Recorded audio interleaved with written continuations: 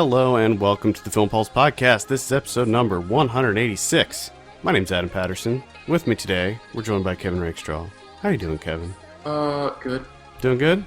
Doing good. Hanging in there? Oh, yeah. Keeping it real? Oh, you know it. All of those things. This week on the show, got a little bit of a Japanese theme going. We'll be reviewing 3 Japanese films. We got Assassination Classroom, we got Tokyo Tribe, and we got Yakuza Apocalypse. So, 3 Japanese films. Really excited about this. I was really pumped to do this episode because I do love Japanese genre film, and I was really excited that all of these, usually, I don't know why, but it seems like right around the same time every year, I'll get all of them at once. And get to watch them all in one big pile, so it's pretty cool. Of course, we'll also be going over some of what we've been watching, this week's movie predictions, new on video on demand, DVD and Blu-ray releases. Thank you so much for tuning in, whether you're watching us on the live stream or on the replay or listening on the audio version. We're excited to have you here. I'm going to try to keep an eye on the chat during this live show, so feel free to chime in, and I'll try to be keeping up. Last week I kind of was slacking with that, and there were some people talking to us that I didn't notice, so I apologize for that. Oh my god, are you serious? Yeah, so I apologize for that. I have a little bit of a different setup going this week, so I'm hoping that it'll catch my eye if it comes through. Goodness. So it's all your fault. Yeah, it always is. It always is. Oh, I like to contribute here and there. Yeah. But usually your stuff's behind the scenes, though.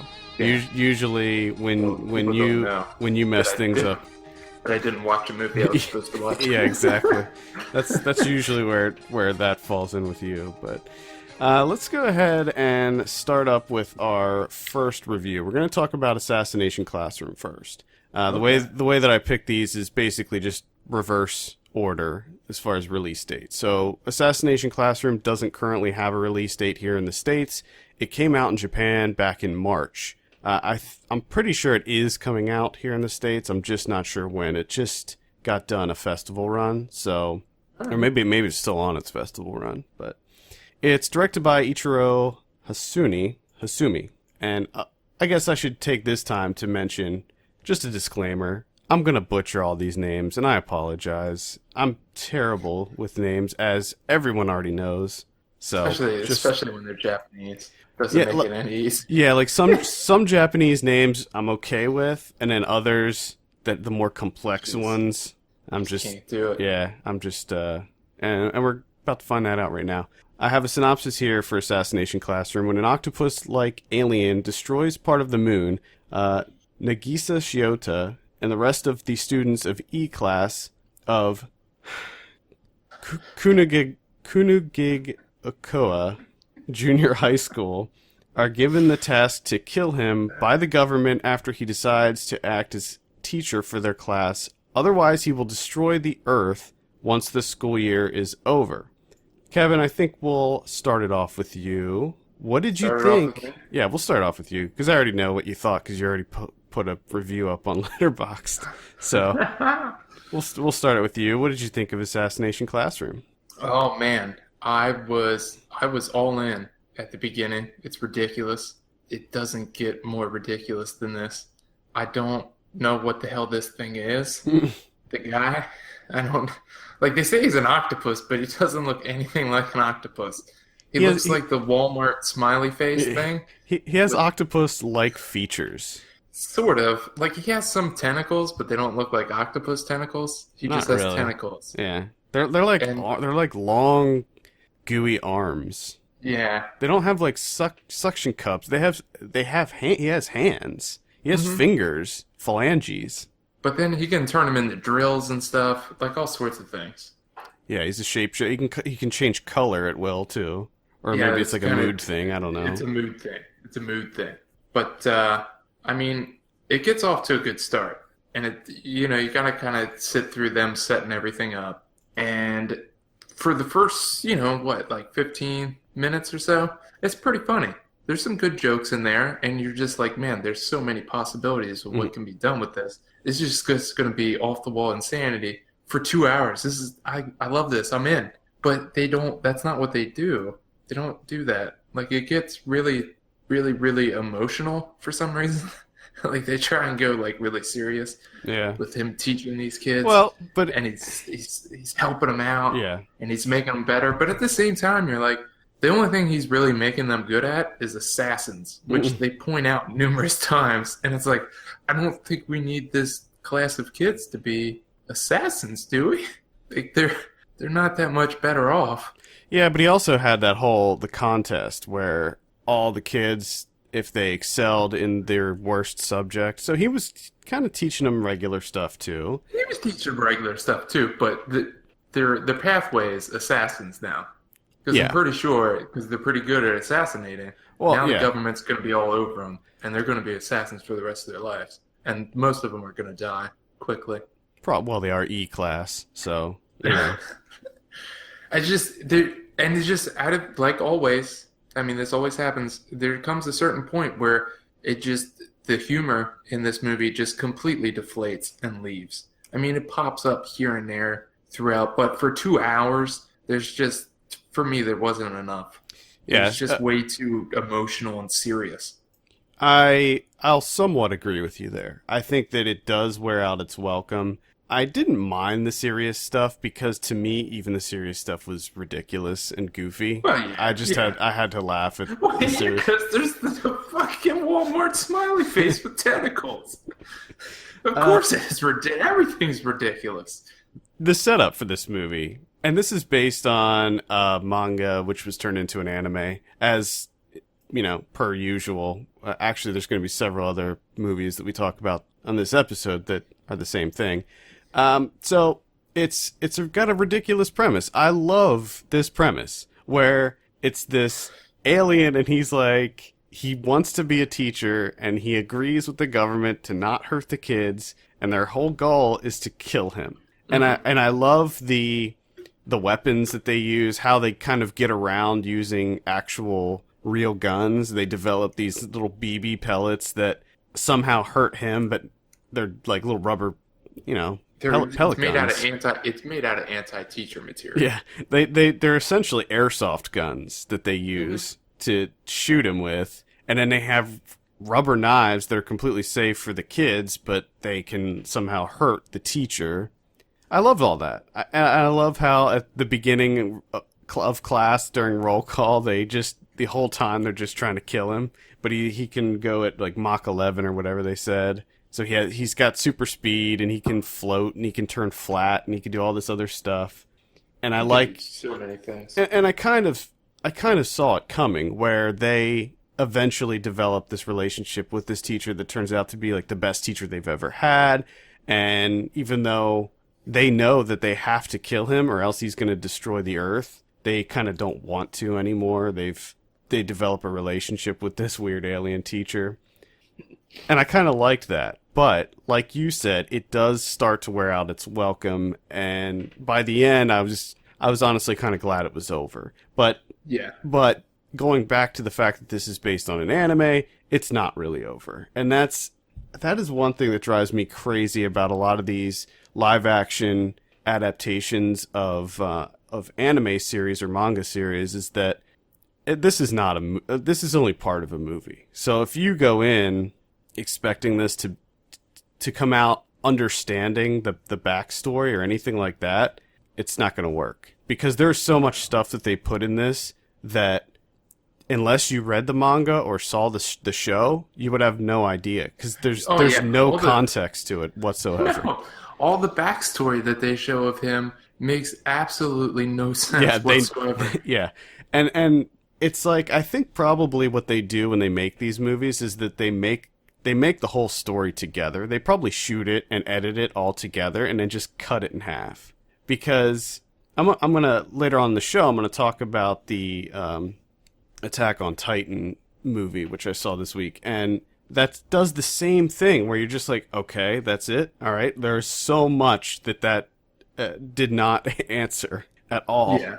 And it's not like You know, I've complained about that before in movies like The Hunger Games and The Lord of the Rings and all those other, or the Hobbit movies rather, all those other movies that have that split one story into multiple parts. And I complain about that being like, this is not a cohesive movie. The way that they do it with Japanese films is 100 times worse. No, jeez. I mean, it's just it's ridiculous. I mean, there were whole scenes in this movie that you had no idea what it had to do with the plot, the overall story. Yeah, well, even the backstory, like I said, I mean, you have to have a familiarity with this manga, obviously, going into it, because the backstory that they show, number one, doesn't make any sense whatsoever. Number two, it almost seems like every time they do the flashback to that, they're just recycling the same images over and over again. Like, they never add to it. Yeah. It's just like it's just the water same one. And like destruction in a room. You think it's in a lab of some sort, I believe. Yeah. And you're just like, how the fuck did he become Walmart Smiley Face? Like, what had to go wrong? Like, what were they experimenting on? That was there like smiley face stickers around that somehow got into his DNA and changed him? But then there's a lady there too, and she's like, be the best teacher you can be. Yeah, he's like honoring her wishes. I don't understand anything, which is kind of stupid for me to expect me to understand anything going into a movie called Assassination Classroom, where it's a Walmart smiley face with tentacles being murdered by a class of children. I think that there should be a prerequisite to all of these films that are based off of a manga that are like longer running series of manga, not like Tokyo Tribe, which we'll get into, or Blue Spring, or one of those other ones that are just kind of a one-off type thing. I think that there should be some sort of prerequisite that you have seen or read the books, or seen the show. I think that these movies are designed for people that are already familiar with the story, and they just assume that you're already familiar with it. Yeah, and I mean, if you're going to do that, obviously your goal is then to at least make it entertaining enough or intriguing enough that I'm going to go out and, get everything that I can for Assassination Classroom. And ultimately this movie failed because I have no interest in like getting the manga or seeing like the TV show series or anything like that. I have no interest. I watched the first couple episodes of the show just to see how close it is, and like just as far as the design and the characters and stuff like that, and yeah, it seems pretty close. There's some differences in what happens, at least from what I've seen in the show, but I think that the show is actually still ongoing. I don't know if the show is like, I'm pretty sure that the first season of the show ends somewhere around the same areas where the movie ends, so maybe there's more of this to come. Now, as far as the manga, I don't know. Typically with manga, they're way ahead of anything else. Like, usually that's where they're at. So I don't know where they're at in the manga series, but yeah, I don't think that I'll be going back and watching this. I'll see the second film when it comes out, just because I do kind of want to know a little bit more about what's going on. And I like the character. I like the teacher. I think that he's funny. I love his laugh. He's got the funniest laugh. I do love that, like, his catchphrase is his laugh. Yeah. I love that. There's some really funny bits with him, especially like that one kid when he comes back and they're doing the cooking class, and he's fucking with that kid. Yeah. Like, that was fantastic. The one where they made it look like the manga, where they were doing the different panels and stuff, and he kept messing with them. Yeah. I liked that. I liked everything at the beginning. Probably the first 20 minutes of this movie I loved. I was laughing. I thought it was hysterical when the what is he, an assistant or whatever he is describing to the kids about the alien and what he does and how he meticulously grooms your hair. And I love the scene when the one student who's the blonde lady that's like the assassin, her scene when she's using the giant chain gun and then she comes out wearing a retro PE outfit. I thought that was hilarious. Yeah, but they just didn't. They didn't spread that out No. over 2 hours. No, they didn't. Because honestly, it's entirely too long. I mean, we didn't even get into that. I agree. I mean, 2 hours of ridiculousness. It's just no. You got to get in and get out. Another. Maybe this is a nitpick, but I thought that all the CG was horrible. No, the effects are great. I thought at all. They're bad. I feel like they could have, because there's this whole mechanic that he has, this defense mechanism where he sheds his skin, and he can do it. I can't remember what he said, once a month or whatever. And whenever he would do that, that was CG. And the whole time I'm like, you could just use a giant sheet of latex to make that real. I mean, that's essentially all it is. But they even made that CG, and it looked so bad. And well, then you have the kid too, the little kid that comes with the hair tentacles. That looks awful. Yeah, that looked terrible. Which is another thing that I had an issue with, is there's just so much introduction in the beginning. You have the kids, and it goes on and on and on, and then they bring in the robot.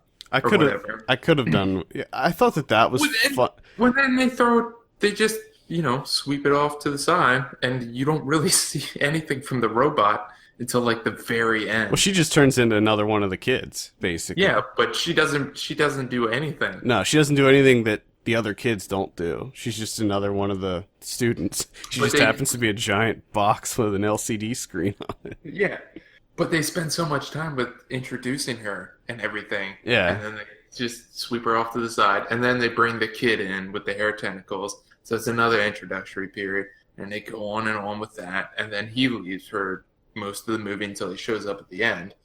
Yeah, I think that this is just an example of trying to cram an entire series worth of a television show into one movie, and it doesn't work. I feel like if they took out the kid with the hair tentacles, now maybe he comes back later. Maybe he comes back.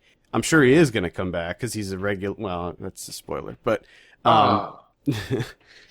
I'm sure that kid's going to come back, but I could have done without him. I kind of liked things the way they are. The computer girl, that's fine. That added some comedic elements to it when she made herself an app and stuff. Yeah. I thought that was fine. But the hair kid, I didn't like him. So, I don't know. The fight scene with them was kind of cool, but other than that, probably could have done without that kid.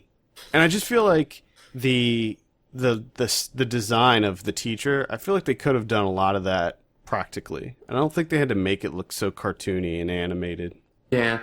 I mean, just get a giant freaking yellow ball and stick it on a guy's head, And I'm not saying, like, make it all look stupid, but I feel like they could have made it look good. Because parts of him were practical, I believe, like the hat, the little graduation cap that he wears. I love his outfits too, by the way. That was one thing I noticed in the show, is that he changed outfits a whole lot. Oh man. But yeah, overall slightly entertaining, but pretty underwhelming for me. It shouldn't be, when you read the synopsis, that should be a fun film, not a serious film.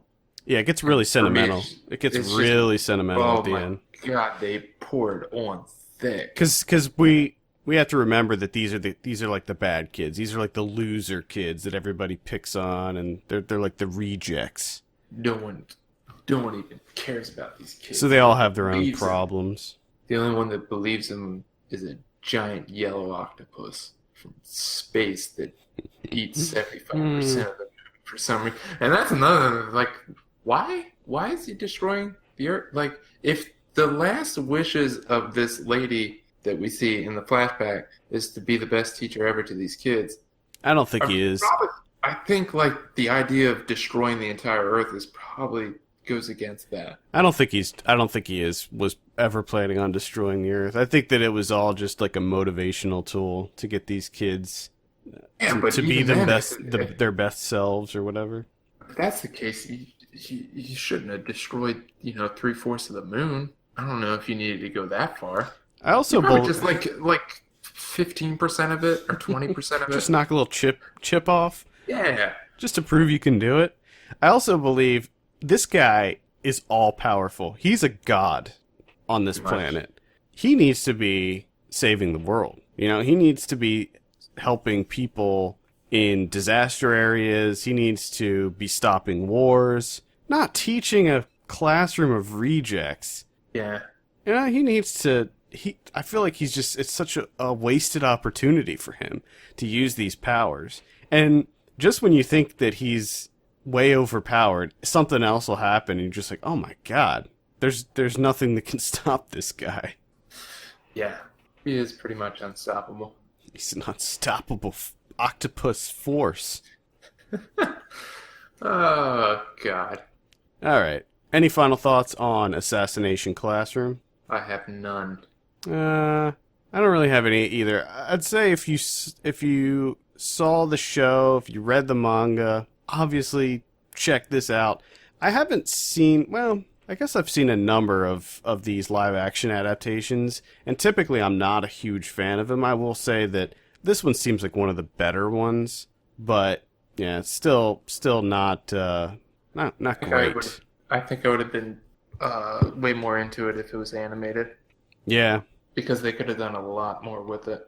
Well, maybe you should check out the show then. Maybe I should. If I remember correctly, I looked it up. Funimation put the show out here in the States, and it's not long. It's not like one of those 50, 60 episode series. It's pretty short.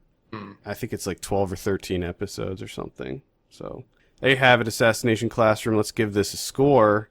I will say, I think I'm going to go right down the middle with this one and give it a 5. Ooh, I'm going to give it a 4. That's unfortunate. Yeah, I wasn't a fan. That's Assassination Classroom. No release date on this one as of yet, so keep your eyes peeled for that one. Let's move on and talk about Tokyo Tribe. This one is directed by Sion Sono, or Shion Sono, however you want to. But it's different. I don't know how that works, because sometimes it's Sion and sometimes it's Shion. Yeah. So I'm not sure. I'm not sure if there's like in different uses it's spelled differently or not. That just shows my ignorance with Japanese grammar. I have a synopsis for this one. In an alternate Japan, territorial street gangs form opposing factions collectively known as the Tokyo Tribes. Mara, leader of the Wurons tribe of Bukuro, crosses the line to conquer all of Tokyo. The war begins. So it sure does. I'm a big fan of this director. I've enjoyed, I think, every single one of his movies that I've seen. So I kind of went. The synopsis that you read misses like a huge caveat of what this movie is. The fact that it's a rap battle musical. I'm gonna get into that. I will certainly get into that. So, big fan of this director. It's the guy that did Cold Fish. Huge fan of that. Suicide Club. Love that. It's probably one of my favorite Japanese films ever. And I heard he if you look at his filmography, he rocked it out this year. He came out with 1, 2, 3, 4, 5, 6, 7 movies this year. Yeah. I'm really excited to see Tag. I heard that's really good. That's just coming off of a festival run as well. So anyway, this one is as Kevin alluded to, it is a musical, and it is basically I would describe it as a Japanese hip hop musical version of The Warriors. Sounds about right. Whereas in The Warriors you had the woman from Carmen Sandiego being the radio DJ, kind of narrating what was going on. In this, you have this old lady DJ scratching records, or sort of scratching records. I gotta say, I was a huge fan of this movie. I thought it was fantastic. There's probably one huge caveat in that I did not like any of the music at all. I was going to say, unfortunately for this being a hip-hop musical, whatever you want to call it, obviously there's going to be a lot of hip-hop in there. and almost all of the hip hop is terrible. Yeah, that's Except the beats. There's some good beats in there, but most of the all of beats them, are pretty generic, but some of them are good. yeah. And there's some. It's weird because most of the music is terrible, but then every now and then you'll get like one verse from one random dude, and he's like he kills it, and you're just like whoa.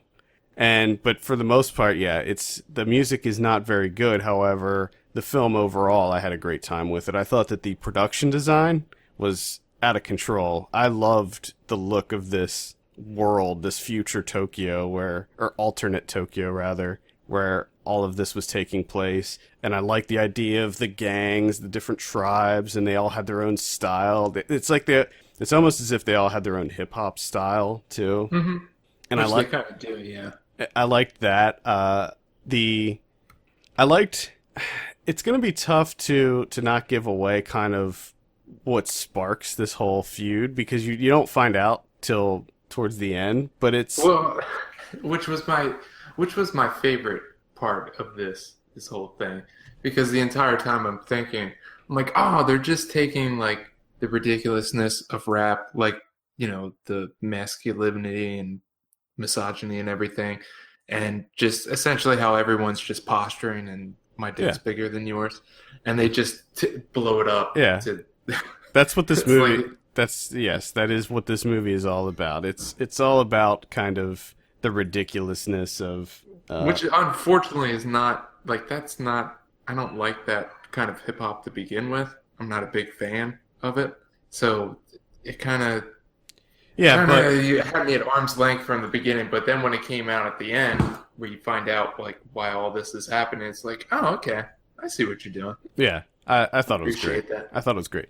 I'm not into that kind of hip hop either, but at least for me, the kind of saving grace for that was the fact that he included the one tribe that was like the old school hip hop tribe that they wanted to have fun and live in peace, and they were having like breakdance battles and stuff, and they were kind of like the good guys. They weren't interested in violence or Yeah, they're in a perpetual block party. yeah. I thought I liked that he included that in there, like kind of giving a little nod of him knowing that, which is also crazy because the whole time I was watching this, I'm like, this director's pretty old, and for him to make a movie like this, I mean, it's kind of impressive. It's different. Uh, I was not prepared for the long takes.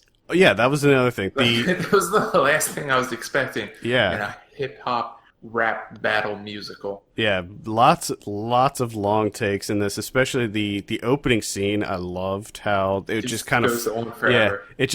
it was just flowing right through the whole city, and you're just like it keeps going from character to character, and there's so much happening in this like bustling city. I loved that stuff. I thought it was great. Yeah, it was fantastic. My favorite thing outside of the cinematography, which again was fantastic, was the virgin girl and her little brother, and they were awesome. Was And I that just wanted to see them fight like 24/7. I just want to see them fight yeah, yeah, and just destroy people.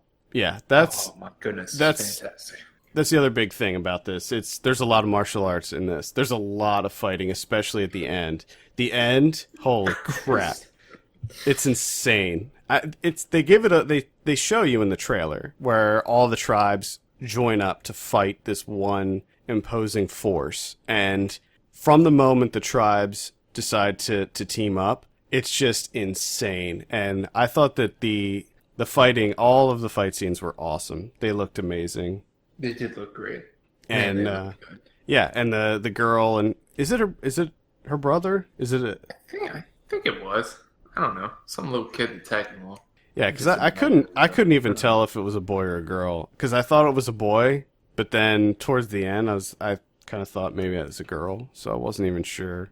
Maybe. I don't But know. either way, that little kid was awesome, especially when they fight the giant dude. I thought that scene was great.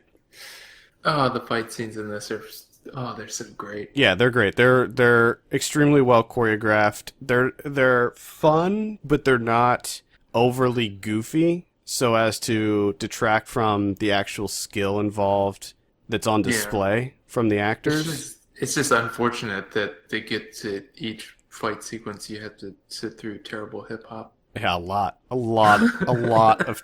I mean, the music just goes on and on. It's not quite one of those musicals where it's just everything is music, but it's pretty close. There's a lot of music happening. Oh, there's so much. And it's just the rapping is so lazy. It's so bad. It is so bad. It's just them like saying. I mean, this is basic. Yeah, I mean, you can tell that these are actors and not rappers. Like these are actors that are trying to be rappers, and I think maybe it would have been better to choose rappers that are trying to be actors. About, like the guy from the beginning, that guy at the end, the narrator. I wonder if like he's actually like a rapper, because they kind of like throw it off to him at the end to be like, "Take us out, man. You're the best." And then he gives you like the most ridiculously lazy rap ever. And it's just like, wow, like that's the note we're ending on? Man. Yeah. We couldn't get like one guy that could rap? Well, like I said, there are a couple dudes in there, and there was at least one girl that was good. I don't know if she was, I can't remember whose team she was on, if she was on the one tribe that was all women or not, but your girls. I'm not sure if she was one of them, but it was one of the women that has a verse. And there's the one girl that beatboxes the whole time. It seemed like waitress. Her job was to just be a beatboxing waitress for that guy. That was annoying. It's completely over the top, as you might expect, and I thought that it mostly worked in the film's favor. I like movies that are completely absurd and over the top like this, especially when you sprinkle in a lot of really good fighting. And a pretty cool story as well. So yeah. Other than the bad music, I loved it. It's unfortunately for me, it's one of those things where it's like a 50-50 split. Like half of this movie I can't stand. I just hate it. I absolutely hate it. And then the other half I'm like, this is fucking great. I'm having so much fun. I just want more of this, please. But then I keep getting the other 50% instead. Yeah. And I'm like, no, I want more of the 50% that I like, not the 50% that I loathe. Yeah. Should be noted that this is based on a manga, too. I know I mentioned that earlier, but I'm actually interested in this manga. This is one that I'm kind of thinking about seeking out. Yeah. I'm definitely into that. I mean, I probably would have liked it more. Well, not probably. I definitely would have liked it more if instead of the rapping, they just took all the rapping out and just had like hip hop beats play and still had the theme. You know, you can still have the hip hop theme where it's like different styles of hip hop and all that stuff, but just get rid of the rapping. Like more like, you know, like how they did with Samurai Champloo. Like that's a great anime that incorporates hip hop into like feudal Japan. But they don't do it in a silly way. They do it in a very subtle way that works. Yeah. Now, I have to ask, what ending did you like better? Did you like the ending of Tokyo Tribe or the ending of Why Don't You Play in Hell? Oh. Because they're both insane. Yeah, they're both insane. That's a tough one. I can't. Well, Why Don't You Play in Hell went for a more, like, gory, over-the-top ending. Which I thought was fun, and it worked within that movie. But I think that overall, I like Tokyo Tribe's ending more just because of the scale and just how crazy it was. I mean, it's gory too. I mean, there's some pretty sick deaths in this movie, but it's definitely scaled back in comparison. Yeah, which reminds me, I could have done without the wall the blades. Well, it looked so terrible. It looked so bad. Awful. I liked how... Oh, that's a spoiler. Never mind. I keep almost spoiling all of these movies because I want to talk about the end. But so our man Ricky plays the main bad guy, and I thought that he was so ridiculous in this movie. The best part is it's so ridiculous because he doesn't have a dick. And it's all about dick sizes, and he doesn't even have one. He just has a green dildo. Yep, which is, oh my god.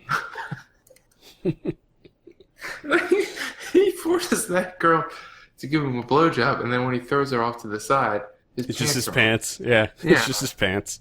It's just all posturing. Yeah, Which is funny because it does tap into that ridiculous side of hip hop where it's all absolutely phalloc-centric. Absolutely, and that's why I love this director. I think that he's doing some really cool stuff. I think that I mean he's been around for a long time, but I feel like he's really starting to hit his. Apparently, he hit a groove, man. Yeah, he's just going off. Yeah, and I'm kind of loving it. Actually, he reminds me a lot of Takeshi Miike, who we're about to talk about in just a second. Yeah. There's a lot of similarities with them, and then in fact, there's a lot of similarities with these two movies. So yeah, but he doesn't seem to get as crazy. No, just completely out of left field. Yeah. Like, what the fuck am I watching? Yeah, which I don't know. I like both directors. I would say at this point almost equally. I mean, you can even look at the movies that they made where they did kind of play it more straight, like Cold Fish, comparing it to like I don't know. I would say Audition plays it pretty straight for the most part. Yeah. Yeah. Oh God, Audition. I'm gonna have to rewatch that one. I think. Yeah. I've been thinking about that.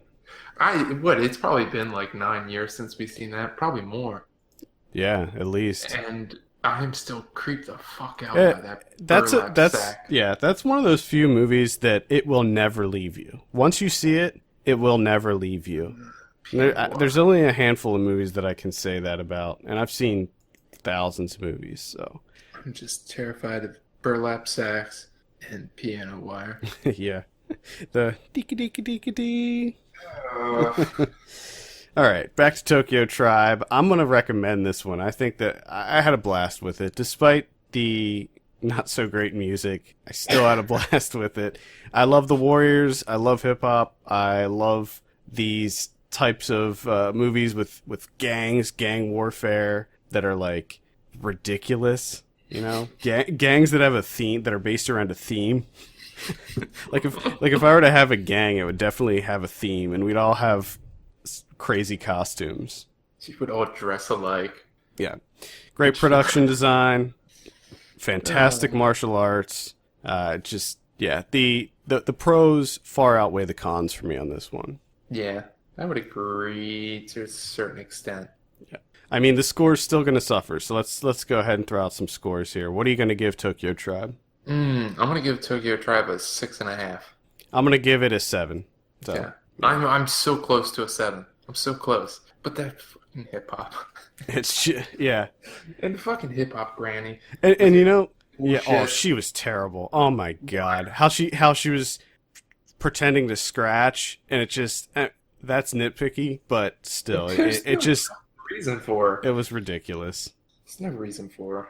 I think she was supposed to be like the woman from the Warriors, who was kind of like the narrator.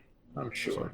Tokyo Tribe comes out October 23rd, and that'll be in limited release and VOD. So check that out. That'll be next weekend. So I would still recommend it. It's a blast. It's a great time. Love that poster too. The crazy chaotic poster. It's ridiculous. That poster pretty much sums it up. So it's great time. I just wish that they got to that ending a lot faster. Yep, I agree.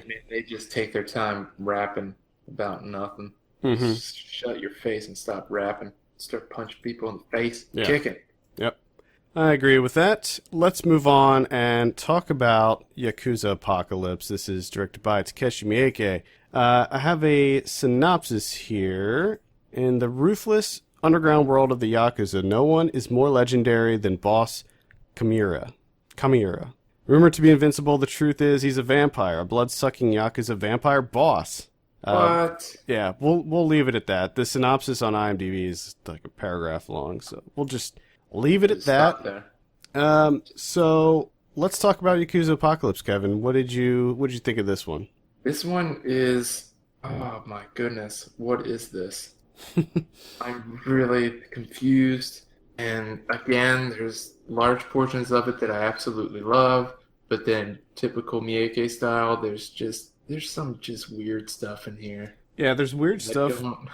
There's weird stuff in here that didn't completely work for me. I gotta say I was a little disappointed in this one I know, but because there's some really fantastic stuff in here, though. I completely agree with that. And the thing that had me so excited was, there's some of the people that worked on the Raid and the Raid 2 are involved in this one. So Yeah. I was like, oh man, Miike doing a film in collaboration with these guys. This is going to be awesome. There's going to be, and it's a Yakuza movie, so there's going to be all kinds of crazy fighting and stuff. But for me, I thought that the fighting was way better in Tokyo Tribe.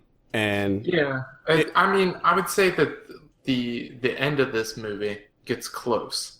The end of this movie gets close, quality wise, but everything up until then is lackluster. yeah, it was just kind of average for me. I mean, the guy that I'm not even going to try to say his name, but the Yan, yeah, from the Raid and the Raid 2.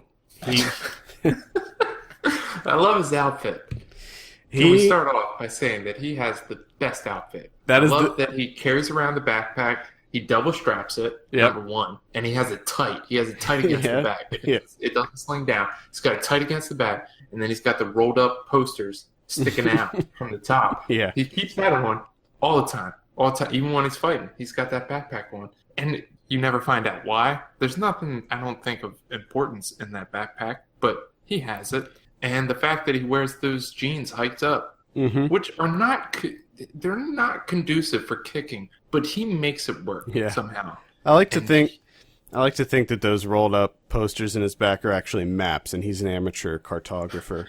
Oh God, I hope so, and I hope we get a movie about that. He was badass, but I also thought that he was slightly underutilized in it. He was definitely underutilized Because when you have him and you know what he can do, because he's fucking insane. Yeah, and you just don't really use it, and you spend almost more time with the trying to think of what was that game? The guy with the coffin and the frilly shit. And for some reason, he spoke in English, which was awful. the game The game where he had where he lugged around the Trigun. is that Trigun? Well, it's an anime, but there's an anime where a guy carries around a coffin, and that was Trigun. Okay, so there's two. I feel as though we've had this conversation before. Guilty Gear? Wait, there's a guy that carries around a coffin in Guilty Gear? Maybe. Man, I can't remember. I feel like there's a lot of crazy shit in Guilty Gear, so I'm just assuming that there's a guy with a coffin. Because Guilty Gear's insane. No, I love it. Yeah, that guy, not a big fan of that guy. Although he did have a blunderbuss, which is kind of... He sure did. Gungrave. I'm thinking of Gungrave. Gungrave, okay, yeah. You remind me of that guy. But like a lame version. like a Shakespearean version for some reason. Yeah, he was a pilgrim. He looked like a pilgrim. Yeah, but just... He's a Quaker. And why is he speaking in English? I don't know. Why? I don't know. I'm not sure because the other guy from the Raid spoke in English too. So I'm wondering if that was just a language thing. Because I don't think that guy, the Pilgrim guy's Japanese. If they just they weren't able to do the Japanese language phonetically, I guess. Yeah, so I'm thinking maybe they just were like, fuck it, just do English. We'll make it work somehow. Which is funny because the guy from the Raid, he doesn't really speak English either. So I'm thinking that he probably did that phonetically. Because I've actually seen him. I've met him. The only thing he really does in English is the word fuck. Yeah. Which is funny to hear him say that. Yeah. Over and over. But we didn't even get to the point that there's like a felt frog. Yeah, that's like the big thing. I guess that's the big thing with this is that there's a frog person in a suit, which is hilarious. Mm-hmm. When that frog person first pops in, especially when he's riding the bike. Oh Jesus! And then he fights. That's the picture I have up right now on if you're watching. If he fights in it, and it's actually pretty good. Like he does whoever's in that suit does a really good job fighting in that suit. Yeah, and it's weird because you're thinking that that's who he is. Like that's the creature. And it's funny because they talk about he's the modern monster and he's the greatest terrorist and he's just like completely unstoppable. Everyone's terrified of him. And my favorite thing about this is even though he's all of that and he can destroy people constantly, and he's kind of indestructible, he has a lot of trouble with steps and stairs. Yeah, that was funny. He needs a lot. The scene when he was going up he had somebody guiding him from behind and somebody guiding him from the front. So if you're ever caught in a battle with this guy, Just make go sure up, it's on steps. Yeah, just go up a few flights of stairs. And you fucking got him. I'd be safe in my apartment. I'd be perfectly safe from him. But I love that the fact that that comes off, and there is actually a guy. Yeah, it is actually a suit. It's the whole because they make you think the whole time that is the creature. You know, the suit is the creature, but it turns out that it actually is just a suit, and that there is something underneath, which is even more ridiculous. Is that like his way of like trying to level the playing field? Who knows? Yeah, I don't know. But yeah, he takes the suit off, and you're just like, okay. I didn't think that it could get weirder. Yeah. But it did. Classic Mieke. Because pretty much every single movie where I'm like, because he's a lot like David Lynch. He's not like a Lynchian, you know, whatever that people always throw that word around. But he's always in the sense of like, where I'm kind of like, I have a grasp on what's going on. Yeah, he does the same thing. Exactly. And then all of a sudden, just something gets thrown in there. It's just like, well, what the fuck am I watching then? Yeah. What's going on? And then you think like, okay, it can't get any weirder than this. Like this is par for the course the rest of the way. But no, he makes it weirder. Yeah. And you're just like, you just throw your hands up and you're like, I'm in. Let's do this. All right, frog guy. At some point, you just throw logic out the window and just roll with it. And it's funny because he does it over and over and over again. And for some reason, I still fall for it. Oh yeah, so do I. Well, like, I don't know why. Like I'll the tell you beginning what. of the movie, I don't just throw my hands up. Like, okay, it's Mieke. Let's just do this. It's gonna be fucking weird. Well, because let's have fun. Because he likes to mess with you. Because he'll come out with 3 movies in a row where he doesn't do that. So you'll kind of you're never sure. You don't know if this is gonna be a Gozu or an audition, or if it's gonna be like there was one that he did that was just like a straight up horror movie where it was I can't remember Last Missed Call or whatever it was. It was the Classroom one. I can't remember the name of it. But yeah, you never know with this guy because this guy's all over the place. And I like how you kind of use Gozu as like a normal movie. No, no, it wasn't. I was using it as one of the crazy ones that starts off normal but then gets insane. Right? Doesn't that one starts off like a kind of a normal Yakuza story, right? There's like hints of it, like when the dog gets killed at the beginning. You're like, wait a second. I don't remember a whole lot about that. But then, you know, a Minotaur shows up and there's milk and Yeah. Well, I remember all that. Yeah. Shield of Straw was one of the ones that was normal. That was like an action movie. I mean, this guy did a remake of Harakiri, which is like one of the greatest Japanese movies ever made. I'm going to remake it. It's like, oh, okay. The guy that did Zebra Man too. Zebra City. Lesson of Evil was the horror one with the teacher. That one was good too. I mean, I like most of his movies.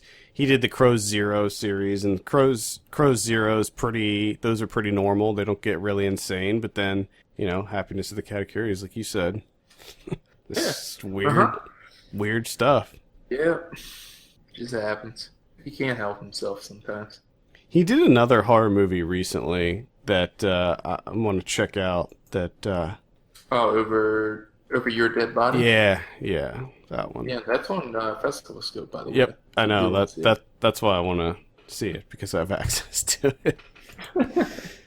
But yeah, I don't know. Sometimes it works and sometimes it doesn't. And in the case of Yakuza Apocalypse, I thought it didn't work all the way for me.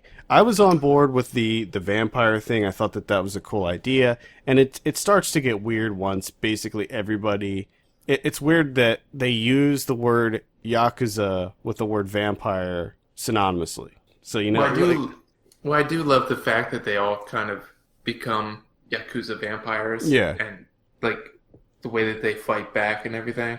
But it does seem like there's just entirely too much time spent where it really drags on during that portion where that guy where he becomes a vampire and he's trying to figure out the mechanics of it, and it's just all hell breaks loose and everyone's biting each other's necks. And just after a while, it's like, okay, yeah, we get it. Let's move on to something else. Like, yeah, everyone's a vampire now. Let's take this story somewhere. I feel like he could have found the old man with the knitting the people knitting in the basement. I feel like he could have found that guy a little bit earlier, and just because that guy, it's just exposition, right? He just explains how all Pretty this much, works to him and to us.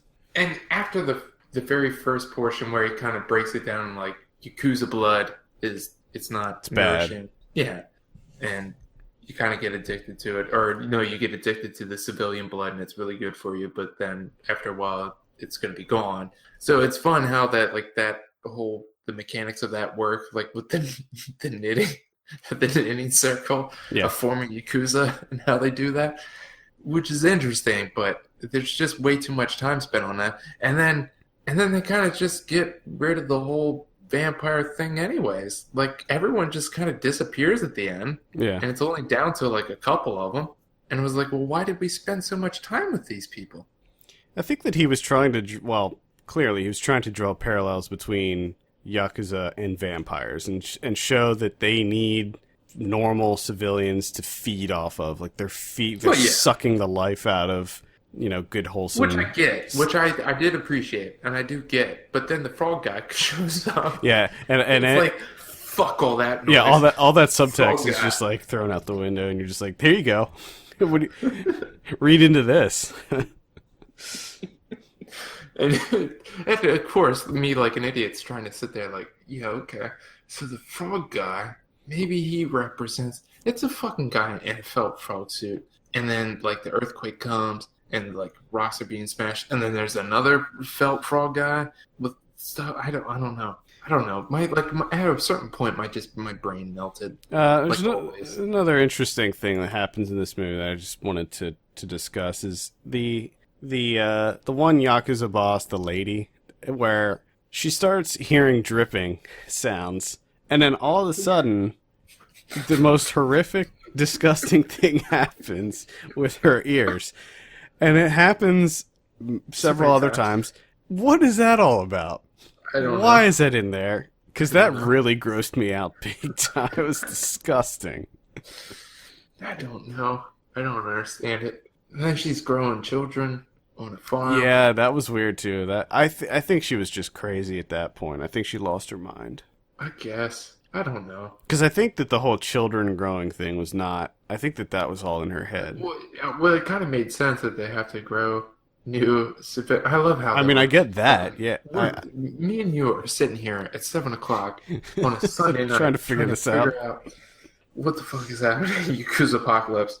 Jesus Christ. Yeah, okay. Yeah, we'll just leave it at that. There's no way you can ever know what's going on in this movie. It's crazy. Shit tons of pus comes out of her ears. That's all you need to know. And it's horrific. At least to me, it was really gross. It's explosive. Yeah. It's awful. And it just keeps happening. Oh, God. Over and over again. And everyone's kind of like okay with it. They're cool. Out. Like the one guy gets it all over his face. He gets it all over his face. It goes on his face. Are you kidding me? Ugh, God. Yeah. Jesus. Out of the two, I will say that I had more fun with Tokyo Tribe. I thought that it looked better, despite, and this is a huge first world problem, but I wanted to say this now. We got sent a screener for this, and it was the worst quality. I don't understand why you get sent a screener for review, and they send you the worst quality screener ever. Like, it looked like garbage. Yeah. And I know that that's a huge... Like, I shouldn't be complaining, but it actually made it difficult for me to even see what was going on, because it was one of those deals, like, I made it full screen on my TV, and I have a pretty big TV, and it was a tiny little box. Like, all the bigger it goes, just a tiny little box. and I actually had a hard time seeing some of what was going on. Yeah, I would agree. So anyway, if you're listening, guys, and you send us a screener, please just make it HD. Just make it high quality. I want to know why screeners. Here you go. Any screener, just Vimeo. They look so great. I've never had a bad time. Yeah, and you don't have like stuttering issues or anything like that. Oh my god, and the quality is fantastic. Yeah. Just do that. It's so easy. Let's do it. Just you can password protect them. You can keep them safe. I want a monopoly on screeners on the internet, and I want Vimeo to have that monopoly. There were a couple other platforms that we've received over the years that have been decent, but yeah, Vimeo. I mean, thankfully, I would say at least 75%, if not more, are now Vimeo. Like a lot of the larger companies have their own proprietary thing that they have, and that's where you start getting into like it was Accelerator Media that sent us this one, and anytime I get anything from Accelerator, it's the same. They use the same platform that well, I don't want to say what it is, but it's bad. Well, and then who is it? IFC, what they use? Ugh. Oh yeah, I think it might even be. It's not the same company, but I think IFC uses like a similar video encoder or whatever. IFC, stop it. Quit it. It's just it's just bad quality. Like if you want me to give this a good objective review, then you need to send me the best quality that you have, because I can't, if I can't see what's happening in the movie, it's going to detract from it. But anyway, back to Yakuza Apocalypse. Rate it.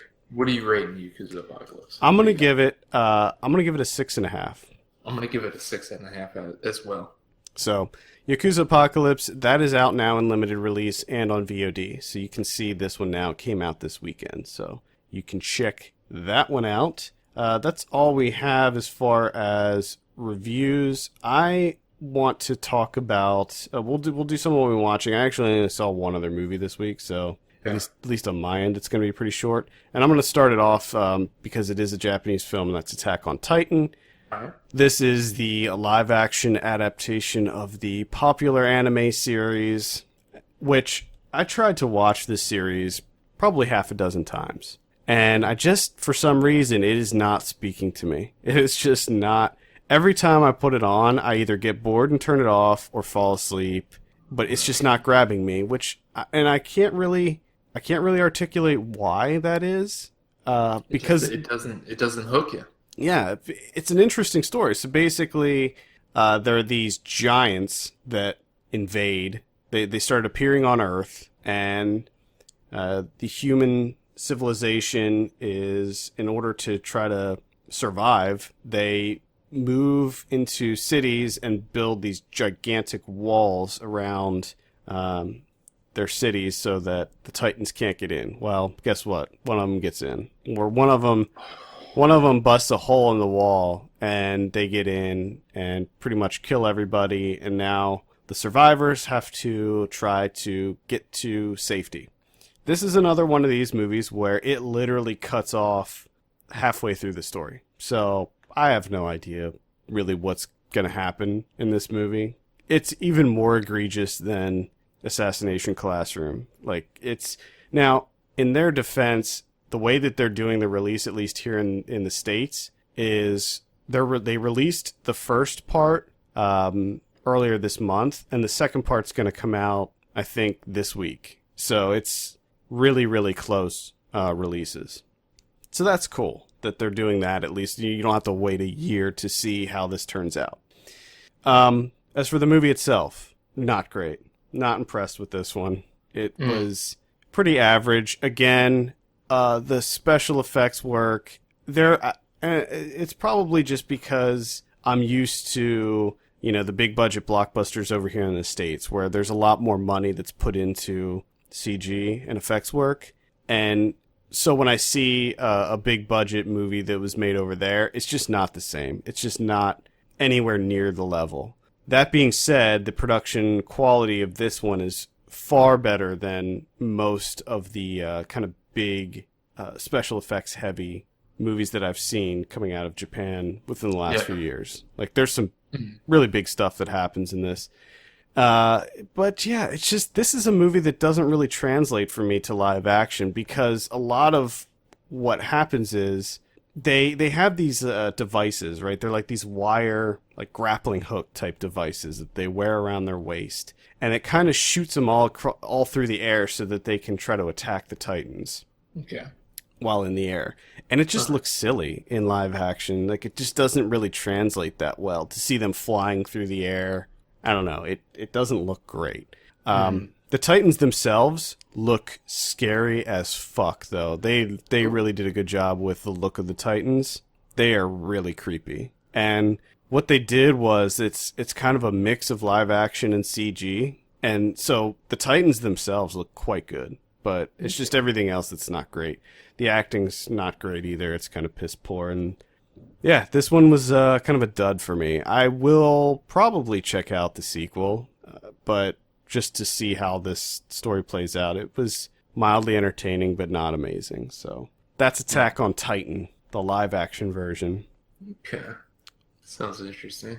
Yeah, something I mean, it's okay, but not great. Sorry. Gotcha. I have something that's kind of similar, so I'm kind of going out of order here, but I finally saw Pacific Rim. Nice. Saw that. Del Toro's Pacific Rim, which, again, so what you have here is kaijus, a bunch of kaijus, fighting Jaegers, or mechs. I just kept calling them mechs, because they're mechs. They're mechs. They're mechs totally to everyone. Mechs. Yeah, they're mechs. So you have a movie that's like, because let's face it here, the story of this movie is fucking stupid. It's so simple. It's just like, hey, there's a rift at the bottom of the ocean. Kaijus come out and they're trying to kill us. We gotta beat them. Yeah, I mean, you don't need anything that's more than that. And then even like later on, they try and explain it a little bit, and they're like, they tried it before, the dinosaurs. It's like, what?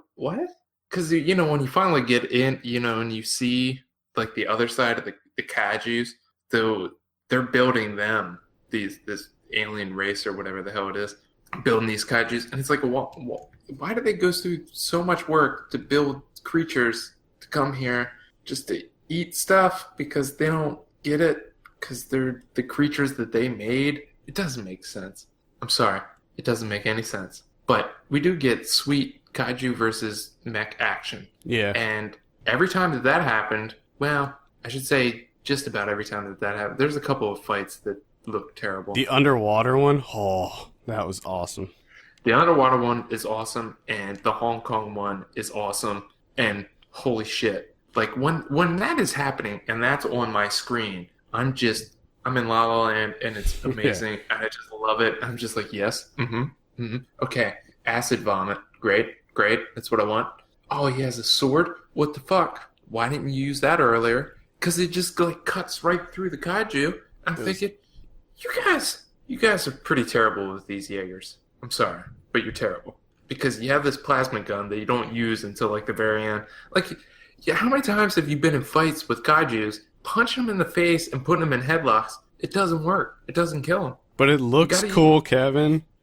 It kind of looks cool. But everything's so, masked by rain and waves from the ocean that a lot of it you can't really even see to begin with. There's a couple fights where I couldn't figure out what the hell was going on. I'm just like, it's raining and two big things are doing something. I don't know what it is. I have no idea who's winning. I have no idea who's punching who in the face. Nothing makes sense.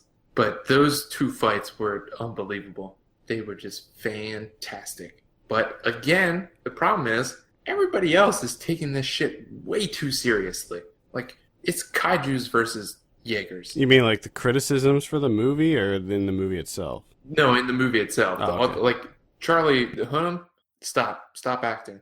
I don't need you. I don't need to see you in any more movies. You need to stop, because what you did here is just awful. It's god-awful. I don't want to see any more of that. Okay. Well, he's gonna be in Crimson Peak. Another Del Toro. Fuck. That's good. Hopefully he's better. Idris Elba even is it's shaky. He's doing his best, but man, the only one that really gets it is Ron Perlman. Like, Ron Perlman is like, yes, that's the tone that we need for Pacific Rim. What Ron Perlman is doing, everyone else needs to be doing because he is nailing it. What about Charlie? He's okay, but it's unfortunate because Charlie Day and what's the other guy's name? Gornum. I know who you're talking about, but I don't have. Oh, okay, Bern Gorman. Those two, like, it's all on their shoulders to be the comedic relief. Yeah, and they have to do so much because the rest of the movie is just so damn serious, and they kind of take it a bit too far. I mean, it was fun seeing Charlie Day in this movie, but he had too much. They asked too much of those two guys, I thought. And then the Charlie Hunnam voiceover, that is maybe the worst voiceover I've ever heard. Close. I don't even remember it. It's like the whole beginning is just like him explaining, and it's, oh my god, it's so bad. And again, it's much like Tokyo Drive, where 50% of it is just god awful, and the other 50% is like, yes, I want all of this, just give it to me on an endless loop, please feed it to me. But they keep giving me the other 50% for some reason. I don't know why, but I do love the fact that this is kind of like, when people were complaining about Godzilla, like, why isn't there more Godzilla? Well, this is what you get with wall-to-wall Godzillas. There's just so fucking much. Well, you can't win. You can't, in that situation, you can't win. We need some in-between between Pacific Rim and Godzilla. We need that sweet spot right in the middle. There's either sweet spot. Too much action or too much story. You can't win.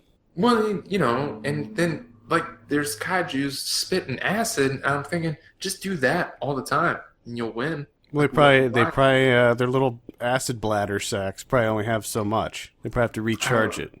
Well, the main thing I don't understand is the Jaegers with their swords.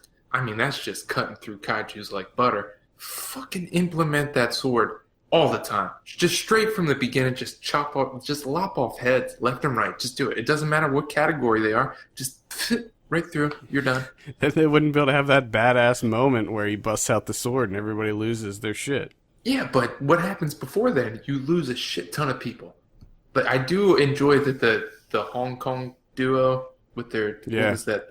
And I love how that lasted like 5 seconds. Yeah. It's like thundercloud formation, and the kaiju just rips the face off of it. Yeah. Done. And you're just like, oh, okay. I thought there would be a little more to that. I think I'm gonna rewatch this. I kind of want to go back and watch this again now. It's fun. I just wish it didn't take itself so seriously. Yeah, it would have been so much better. I remember I had a really good time with it. I didn't love it or anything, but I'm not a huge kaiju guy to begin with, so And then they have that whole thing at the end where everyone just looks at each other and gives that nod, like, we did it. And they just look and they're like, yeah, uh-huh. And that lasts for felt like 20 minutes. It's just like, we fucking get it, you won. God, move on. Yeah. Well, apparently they're moving forward with the sequel, so we'll see what happens there. I'll watch it. I'll watch it. Yeah, I'll watch it for sure. I want to see if they tone down the seriousness. Yeah, just make it. I feel like with the sequel you can do that because everything's established. The world's established. Now just the sequel. It's like Alien versus Aliens. Alien was the super serious horror one. Aliens was the crazy over the top fun action one. If they do that with Pacific Rim, yeah, I think it could be a good time. Do it. See it. What else you got? I have one more, and that's Dope. Dope. Which again, the hip hop portions of this are. I mean, I love the music. I do love the music, but they build up so much of these characters being obsessed with '90s hip hop. But honestly, I don't see it. I don't see it except for the clothes. And there's that one little exchange with him and A$AP Rocky where they kind of talk about it for a little bit. But outside of that, there's no hip hop except for they play Black Sheep, they play Diggable Planets for one song, and then they do Tribe Called Quest, and then that's it.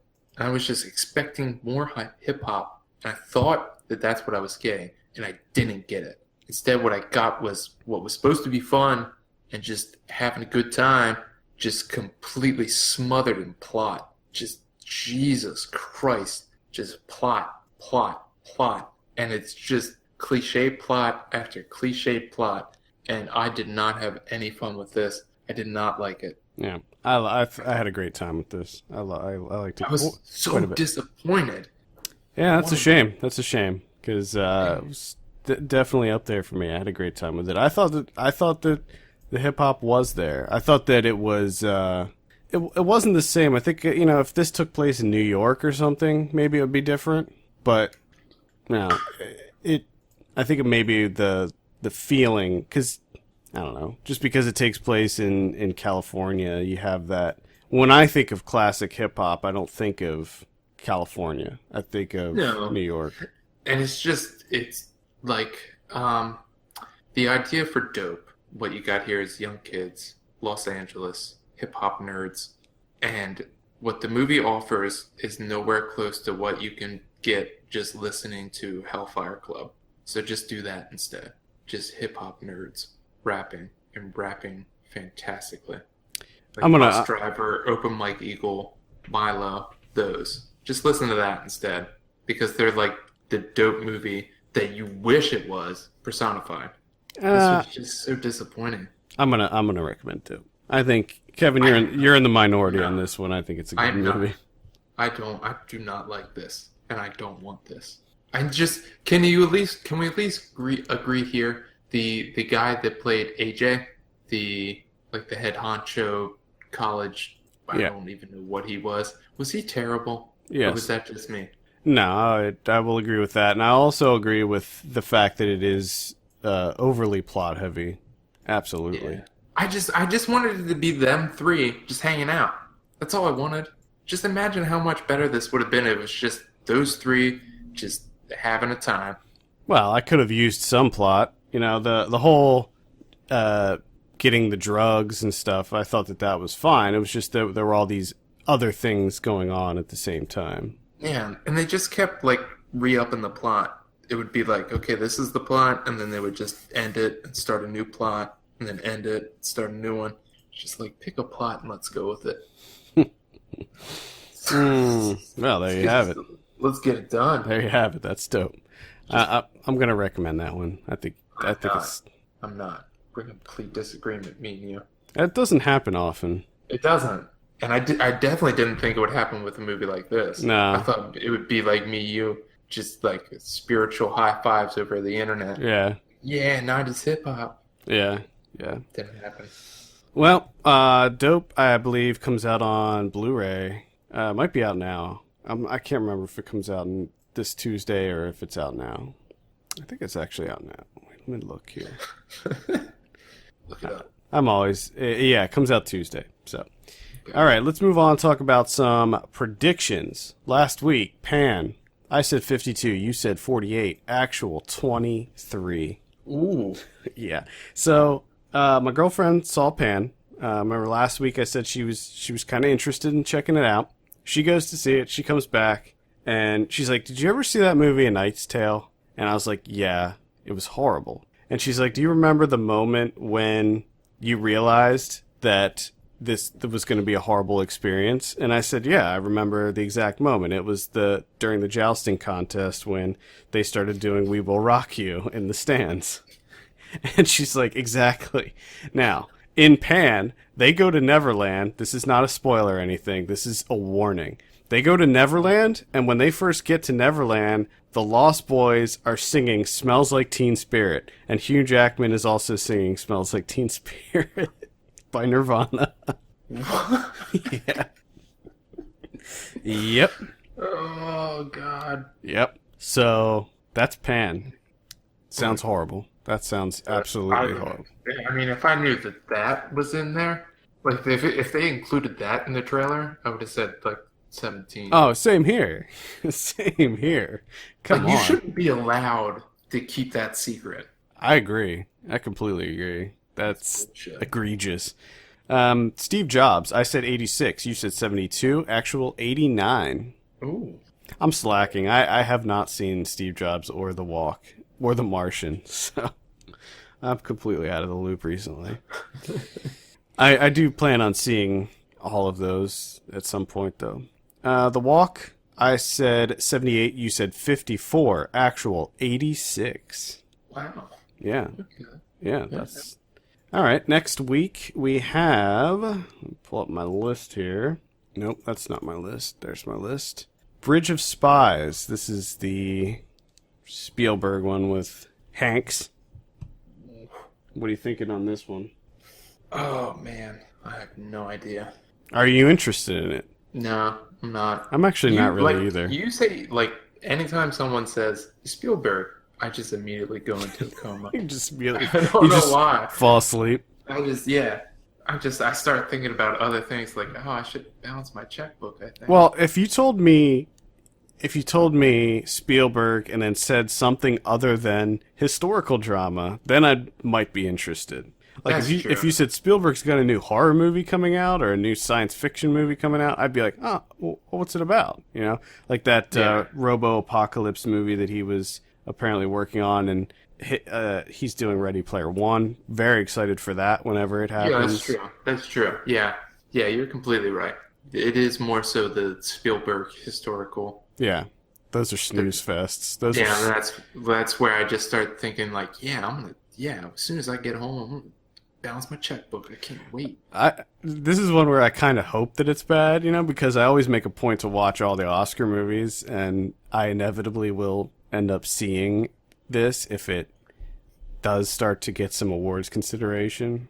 Yeah, which I'm sure it will. I mean, it looks good. It looks like it's It definitely looks better than like War Horse and... Oh, God, Lincoln. yeah. Absolutely. It looks like there's some tension and suspense and some intrigue in there, and it's a pretty interesting story. So, anyway, what are you thinking on Bridge of Spies? Bridge of Spies, I'm going to say 78. It's probably a good bet. I'll say 82 on that one. Okay. Next up, we have Crimson Peak. This one, Guillermo del Toro, critics seem to love. Guillermo del Toro has such a following. It's kind of crazy. It is a bit ridiculous. It's one that I don't quite understand. I think he's a good director, for sure. I loved Kronos. I loved Pan's Labyrinth. See, I didn't like Kronos. Oh, I did like Pan's Labyrinth, though. I did like that. That was some good stuff right there. And I think I think the Crimson Peak looks awesome. I love Gothic horror stories, and it's been a really long time since we've had like a true Gothic horror story, you know, like kind of harkening back. And I'll be completely honest, I want to see, because I just saw a trailer for this first time, and I just want to see it, just to see the sequences where she's walking around in the blood-covered snow. I just want to see that, because that looks amazing. Oh, that just reminds me of in Tokyo Tribe, the balloon hallway, where they kept going back to the balloon hallway, and they'd be walking through it. I'd loved every scene with the balloon hallway. Yeah, which reminds me too that that Tokyo Tribe has a big time music video feel to it. Oh yeah, it's just like full on music video. That's deliberate though. That's definitely deliberate. No, it's definitely. All right, I'm gonna say 86 on Crimson Peak. I'm gonna go low. I'm gonna go slightly low. It's 70. I hope that one's good. I'm pretty excited to see it. We also have Goosebumps. Now, what in God's name is this? Now you're probably thinking, as I initially did, that this one's going to be bad. It's going to be a train wreck. However, reviews started coming out for this last week, and people are saying that it's pretty damn good. So, really, I don't know what to think about this one. Well, maybe it's just one of those good times. Yeah, apparently it's a nostalgia trip, and apparently it does it pretty well. So, and now of course they announced this week that there's going to be a Fear Street movie. I don't know if you remember the Fear Street books, which were like basically the teen versions of Goosebumps. Oh. By R.L. Stine. So they got a little creepier. Yeah, more adult oriented, and with the Goosebumps books, all the main characters were like kids, 10, 11, 12-year-old kids. With the Fear Street ones, they're all like 15, 16. Oh, no. What are you thinking on Goosebumps, now that I said that? I'm going to say 68. I will say, I'll say 69. Oh. I'll take a one point higher. In limited release next week, we have Meadowland. That's the one with Olivia Wilde. Psychological thriller, I believe. Who is it? Yeah. Luke Wilson? Is it Luke Wilson in that? Luke Wilson's in that? Sure. Maybe not. Let's say he is. It's Olivia Wilde and somebody else, and they play a couple who I think maybe they lost their child or something, and they're both kind of... It is Luke Wilson. Yeah. There's a bunch of people in it. Elizabeth Moss, Judah Temple. Yeah, it looks good. It looks like it could be good. Giovanni Ribisi, John Leguizamo, Kevin Corrigan. Wow. Yeah, I'm interested in that one. We also have Room, not The Room, just Room. Oh. That's I don't know. That one's just getting rave reviews. Rave. But I'm not too into it. I heard that the book is fantastic, but I don't know. That one for some reason just doesn't appeal to me. A shit ton of talk about this movie. Oh yeah. Tales of Halloween. I believe that's an anthology horror film.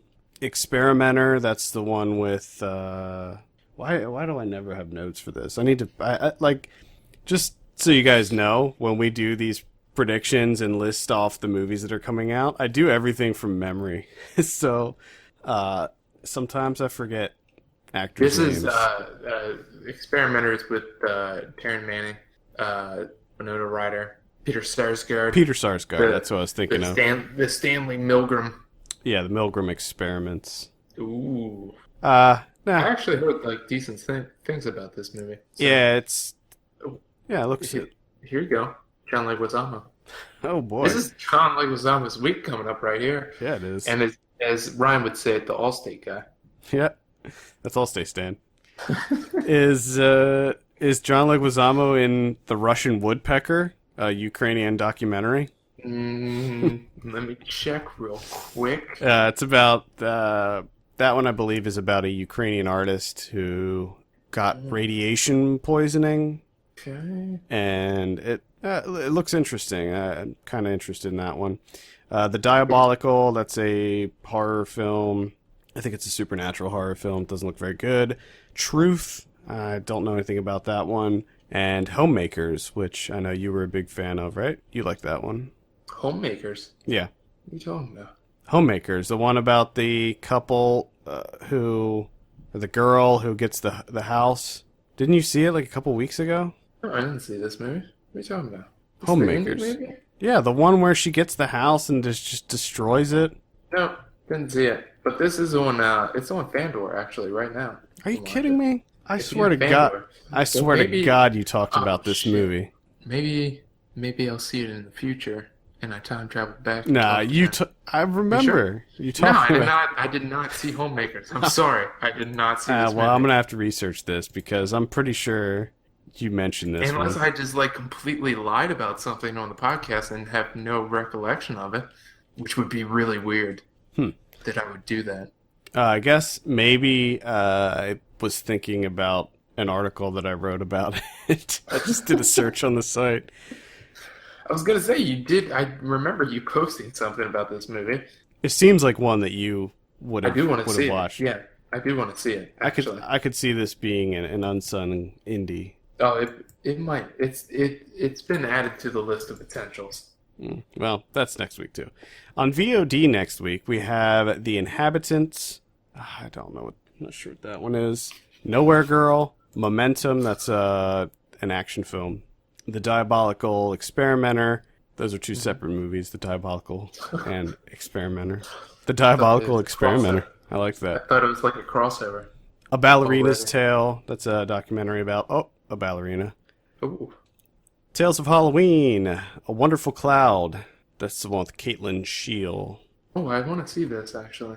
Got to get on that. Yeah, I didn't... that one was not really on my radar until I just got an email about it earlier this week, and I was like, oh, okay. Yeah, it does sound kind of good. The Russian Woodpecker and Circle. So, a couple things next week. I'm not sure what we're going to be covering. Maybe I can talk you into seeing Crimson Peak. We'll see. I might. Well, we'll see. We'll see. Yeah. Don't commit to anything at this point, Kevin. Yeah. I shouldn't do that. Sorry. Next week on Blu-ray, we have Aladdin the Diamond Edition, Tomorrowland, Team America World Police. Yeah, that one's not. That one's. I can't recommend that one.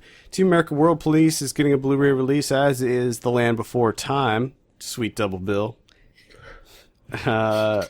Witness is getting a new Blu-ray release. Got San Andreas, Hard Target, John Woo. Woo it up with some Hard Target. I remember I loved that movie when I was a kid for some reason. You were just into it, full force. Yeah, I don't know why, but yeah, I love me some Hard Target. Let's see what else. There's a really cool limited edition Nakatomi Plaza Die Hard collection that's coming out, and it's like a model of Nakatomi Plaza. It looks really cool. Okay.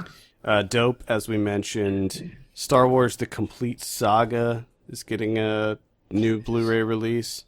Oh, God. I heard there was a rumor that was posted up that they're actually going to release the theatrical versions of the Star Wars movies, like the original theatrical versions. That would be awesome. Interesting. That would be really cool to see that, because most people, including us, have not actually seen the real theatrical versions, because even the VHS version was altered. So that one that I saw that was like a fan cut is the closest thing. But The Gallows comes out. I heard nothing but bad things about that one, so I'd probably stay clear of that one.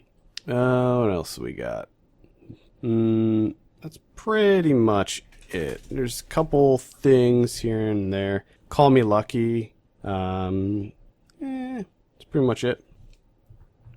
All right. What do we got on the Criterion front? We got two criterions. All right. Number one, we have A Special Day. Tori Scola with Sophia Loren and Marcello Mastroianni, which apparently is a historical drama from 1977 about set on the historic day when Mussolini rolled out the red carpet for Adolf Hitler. So, never heard of this movie, actually. So, I have nothing to say on that one. The other one is probably a little more well-known. The Brood from Cronenberg, coming out on the old Blu-ray Criterion. Great cover on that one. Mm-hmm. I guess... And maybe I'll finally watch this. It's worth checking out. It's not my favorite of his, for sure. But it's definitely the right month in which to watch this. Yeah. It's definitely more straight-up horror than a lot of his other movies. Let me throw this out there. Today's the 11th. I have not watched a horror movie in October yet. Oh, speaking of which, you could check out, we have a new video up on YouTube of 10 horror movies that you can stream right now that are available to watch this Halloween. By the way, where the fuck is Hellions? Didn't make it. It was close. It was close, but it didn't quite make it on that list. I was considering it. Should have been like an honorable mention or something. I was going to do a couple other ones that are not out yet, and I was going to include those, but then I thought, no, it's just going to confuse people, because some people will be seeing that video after they come out, and whatever. I didn't want to... Yeah, that's true. That's true. Yeah, sorry, Hellions didn't quite make it on there. Which is another thing that I kind of want to just point on real quick, is like the streaming options, movies-wise, it's getting really good now. Mm-hmm. Because I've just noticed recently, like, most of my top 10s, like, you can stream for right now. You can just watch them. Yeah, and just this week, I don't know if you saw this, but just this week, Paramount announced that they are releasing their vault on YouTube for free. Ooh. So there's like hundreds of Paramount movies that you can now watch for free on YouTube. Nice. Fandor's getting into it more. Like, they have a lot more. They're coming out with things like Day of, like Homemakers is out right now on Fandor. Blind came out when that was like a couple of weeks ago. Plus, they have a couple other American indie movies lined up at some point this year that are supposed to come out. I mean, man. Yeah, it's getting good. It's getting good. I think the one thing that's happening is competition. I think that a lot of these streaming services are competing with each other. The only thing, and I don't know if you run into this, is like I always get excited when I see those movies on like Netflix and stuff, and then like immediately I remember like, oh, I already saw that. Yeah, that happens. Like I get excited. I'm like, oh, Hard to Be a God's on Netflix. Oh my god! And then I'm like, oh, I already saw that. Damn it. Yep, that definitely happens to me. But sometimes I'll be far enough removed from it that I can still be excited and watch it again. Yeah, it's nice to know that it's there. Like I can rewatch Hard to Be a God this year. Like plus if it's on something like Netflix where it's a higher quality than some awful screener that we got going back to that. Because like right now, like Hard to Be a God's on Netflix. Wild That Canaries is on there. Approaching the Elephant's on there. I mean, there's so many things on there. I think that if I remember correctly, Hard to Be a God, when we originally saw that, it was a screener and it was not a good one. Yeah, It was a festival scope one, and that they got better, but it was after that. Festival scope's gotten better, but with their screeners. But again, with that service, they're kind of beholden to what they get sent. So sometimes some of the screeners that I watch on there are bad, but it's not the fault of their player, because their player does an HD option now, which they didn't have that originally. Yeah. But anyway, I'm sure that this is exciting for everyone. I think that will do it for this week. Another one in the bag. Yeah. Thank you so much for listening. You can send us your questions and topics to podcast at filmpulse.net. You can follow us on Twitter at filmpulse.net and at filmpulsekevin. And take a minute to take a look at our Patreon page, patreon.com/filmpulse, and consider helping us keep Film Pulse running. For Kevin Rakestraw, my name's Adam Patterson, and we will see you on Thursday for Ryan Watches a Movie.